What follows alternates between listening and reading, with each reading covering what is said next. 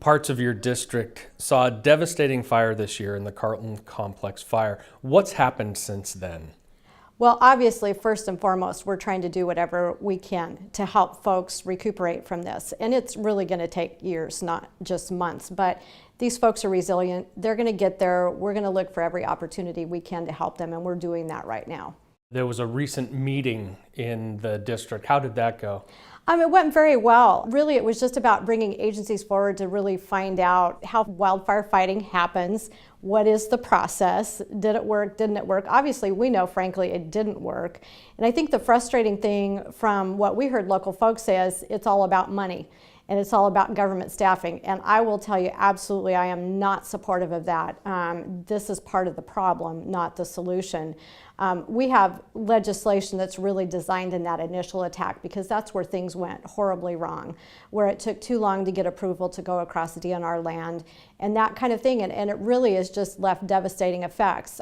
We believe absolutely on multiple occasions that we might have been able to deal with those fires when they were very small.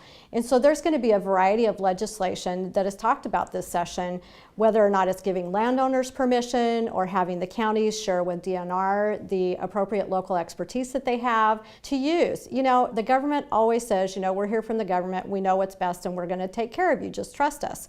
Well, the fact of the matter is they didn't have adequate equipment, they didn't have good decision makers.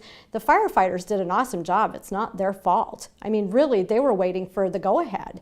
And so at this point, all of these variety of bills are designed to try and get at that, because we hear time after large files, we're going to deal with the problems, we're going to get it right. Well, guess what? They didn't. It could be any one of our communities. It could be Spokane.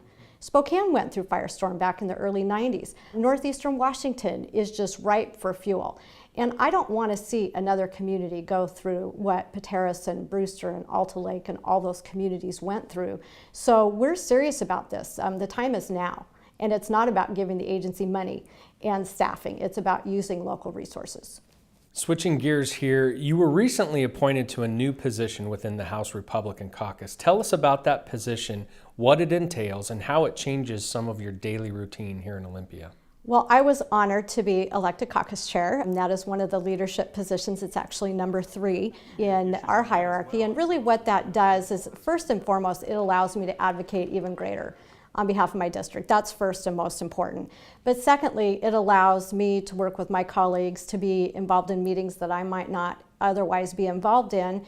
And the duties itself are quite a lot, actually. I mean, you are governing the entire caucus discussions, planning, bill discussion, strategy, all of those things. And I want to not only help my district, but I want to help my colleagues be better and effective in their representation of their districts. And so to be a part of that process, it's a little overwhelming still, but it's getting better and I'm honored.